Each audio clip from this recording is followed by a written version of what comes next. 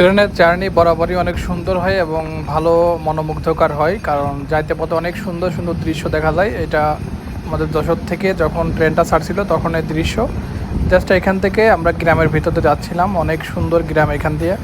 এবং নড়াইলের এদিকে আসলে দেখা যায় যে আসলে কত সুন্দর ধান ক্ষেত, কত সুন্দর মানুষের চলাফেরা বা গ্রামীণ জীবন দৃশ্য দেখা যায়। আর এটা এখানে দেখা যাচ্ছে যে এই যে রেল লাইনটা বিষয়টা, এটা খুলনা থেকে আসছে এবং আমরা যেটা যাচ্ছি এটা দিয়ে ওই লাইনে ঢুকবে, ঢোকার পরে আমাদের নড়াইল এটা এসে পৌঁছাবে। এবং এখানে যে জীবন যেমন পার করে মানুষ, মানে অনেক সুন্দর একটা গ্রাম এখানে বলা যায়, তা দেখতে অনেক সুন্দর লাগে। যারা ট্রেনে যায় সবাই এটা উপভোগ করে এবং আমি ওই ব্লগের মাধ্যমে এটা তুলে ধরার চেষ্টা করলাম এবং আপনারা নিজেরাই দেখেন এখান থেকে কত সুন্দর গাছপালার দৃশ্যগুলো, জাস্ট অসাধারণ। এবং কিছু কিছু ঘরবাড়ি আছে, রৌদ্র এত রোদ ওইখানে তা বলার মতো না। এবং আসতে পথে একটা নদী ছিল, ওই নদীটার নাম কি আমি জানি না, বাট ওইটার পর ব্রিজের পথে আমরা চলে আসলাম এবং শেষমেশ পৌঁছে গেলাম নড়াইল রেল স্টেশন, যেখানে দেখেন কত